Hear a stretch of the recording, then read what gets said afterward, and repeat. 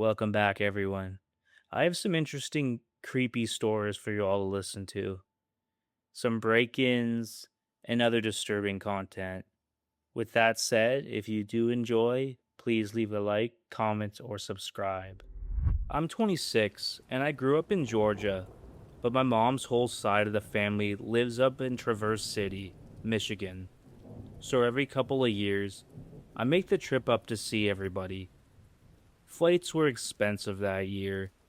I drove 16 hours total, broke it into 2 days, stopped overnight in Cincinnati. My aunt's house only had one spare room, and there was already two cousins staying there for the same family visit. So I booked an Airbnb, about 10 minutes away. Nice looking place from the photos. Old craftsman house, updated inside with a big porch, and tree lined street. The reviews were good, and the host had a 4.9 rating, with over 100 stays. I didn't think twice about it. I got there around 7 in the morning, I think. Lockbox on the front door, code in the app, and I let myself in the place. It looked exactly like the photos, clean and well furnished.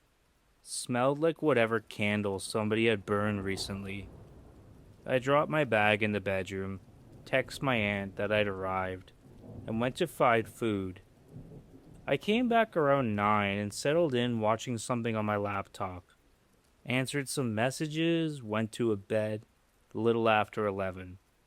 I was asleep within minutes. I woke up at some point deep in the night to a sound from somewhere else in the house. A door, not the front door, something interior. The soft, definitive sound of a door closing somewhere down the hall. I lay still and listened. The house was quiet after this. I waited a full 2 or 3 minutes and heard nothing else, and told myself it was the house settling or the heat system clicking on, and closed my eyes. But that's when I heard footsteps. They were on the hardwood floor, somewhere toward the front of the house, stopping and starting again. The particular sound of someone moving carefully, trying to keep their weight even. I sat up in bed and looked at the bathroom door. I closed it before going to sleep, and not locked it. The room had a push button lock on the handle, which I had not used, because it hadn't occurred to me that I would need it. I got up without turning on the light, and pressed the button lock, and as quietly as I could, and then stood in the dark next to the door, and listened. The footsteps had stopped again. I stood there for a long time, long enough that I started to convince myself again that I'd been half asleep and misread normal house sounds as something else. Long enough that my heart rate started coming back down. Then the handle of my bedroom door moved slow, all the way down as far as it would go, held there against the lock for a full 3 or 4 seconds, then released back up. No knock or voice, just the handle moving and then stopping when it meant resistance. I had my phone in my hand already. I called 911 and whispered the address and told them somebody was in the house and I was locked in the bedroom. The dispatcher kept her voice low and told me to stay exactly where I was and that the officers were on the way. I stood next to the door with my back against the wall and just listened. Whoever was on the other side stood there for a little while. I could hear breathing, faintly, or maybe I was imagining it, but I genuinely couldn't tell. Then footsteps moved away from the door, slowly and back toward the front of the house. A few minutes later, I heard the front door open and close. Officers arrived less than 10 minutes after that. They went through the house completely and found nobody. The back door of the house, which opened from the kitchen into a small utility room that then exited to the backyard, was unlocked. The utility room door showed scratches around the lock that the officers said looked recent. Someone had let themselves in through the back. The officers contacted the Airbnb host that night.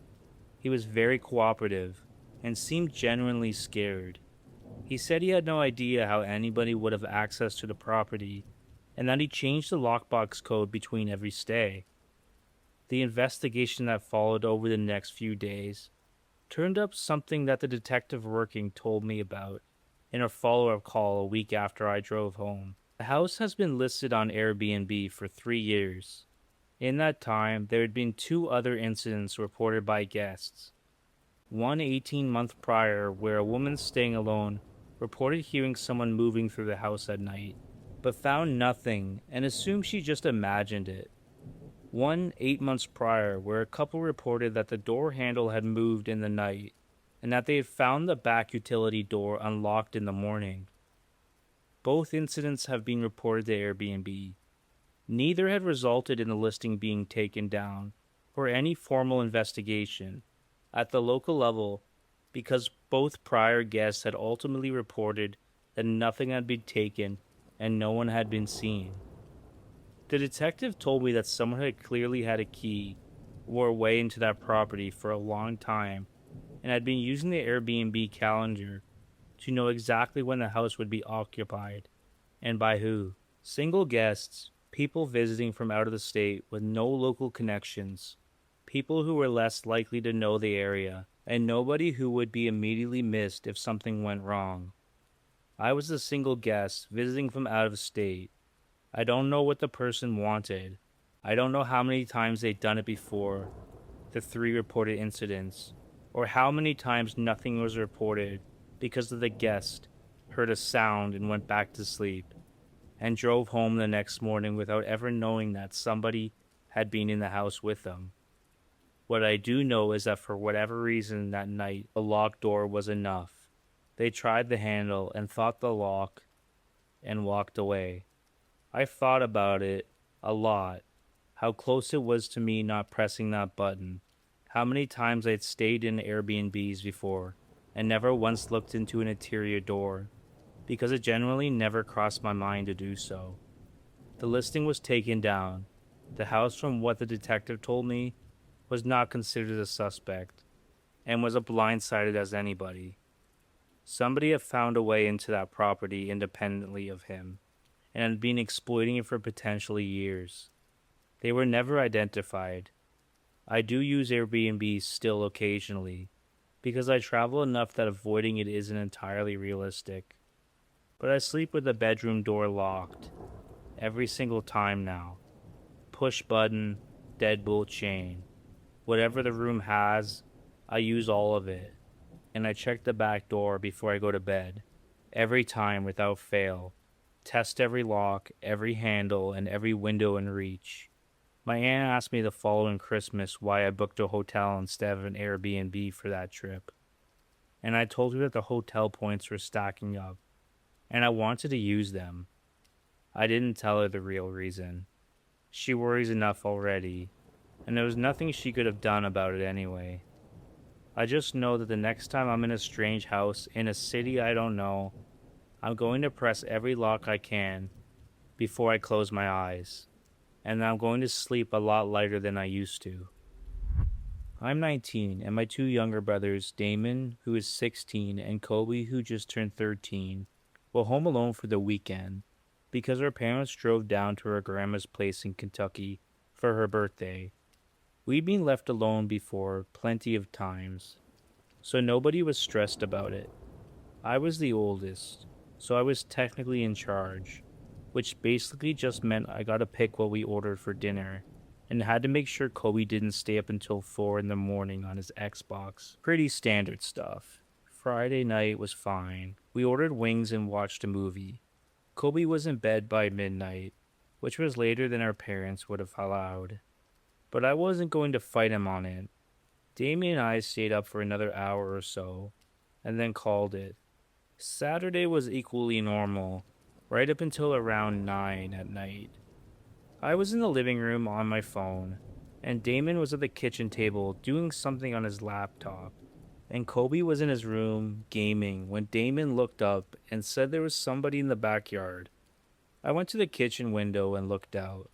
There were 2 of them standing in the yard, not out at the fence line, not passing through, standing maybe 30 feet from the back door, completely still facing the house. Both are wearing white masks, not Halloween store masks, not cheap plastic things, full white featureless masks that cover their entire face. The kind with no expression at all, no holes for a mouth, just two eye openings and flat white nothing everywhere else. I stood at that window for probably 5 full seconds, just staring, trying to process what I was looking at.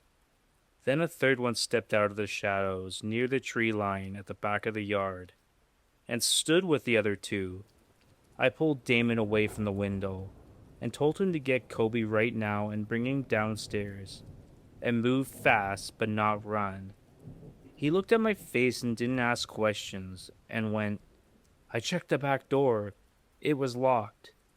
Checking the sliding door off the dining room, also locked. Went to the front and checked that. All good. All the downstairs windows I could reach. I checked one by one while Damon got Kobe and brought him down. Kobe came into the living room still holding his controller and started to ask what was happening. And I cut him off and told him to sit on the couch and stay away from the windows. I looked out the front window. One of them was now standing in the front yard. I hadn't heard a gate open or close. Also, I hadn't heard footsteps around the side of the house. One of the three from the back was just in the front yard now. Same posture, facing the house with that flat white face, tilted slightly upward toward the window I was looking through. I stepped back and called my dad, who went straight to voicemail. I called my mom, and same. I left a message that was probably not very coherent, and then called the cops and actually got through. The dispatcher asked me if anyone had tried to enter the house, and I said, "Not yet," and she said to stay inside and away from the windows, and that the officers were being sent. Kobe was asking questions nonstop, and Damien was trying to keep it quiet. I was moving from the window to window, trying to track where they were, without getting close enough to be seen. Two were still in the backyard, one in the front. That was three accounted for. Then something knocked on the front door.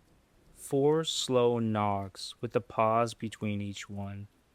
Kind of even sounding impatient. Like whoever was doing it had all night and knew it. Colby grabbed my arm. I told him quietly that we were not going to answer it and that the police were coming. More knocks, then nothing for a while. I checked the front window again from an angle where I couldn't be seen straight on. The one who had been back in front yard was gone. I did not find that reassuring one bit. I went back to checking every window I could, without getting close. The two in the backyard had moved closer to the house, maybe 20 feet or so, still not moving toward the door, but closer than before, just standing there in the dark with those white masks picking up a little bit of light coming from the kitchen. Something scraped along the side of the house, a slow dragging sound from the back toward the front, along the exterior wall, like something being dragged across the siding at waist height. Kobe made a sound and I put my hand on his shoulder and kept him from saying anything. The scraping stopped at the front corner of the house, and then nothing again. I called my dad again.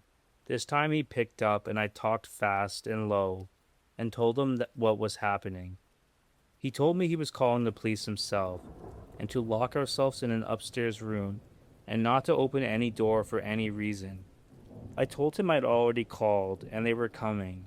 He went upstairs. I put Kobe and Damon in my parents' room, which had a solid door and lock, and I told him to push the dresser in front of it, which Damon did while I stood in the hallway watching the staircase.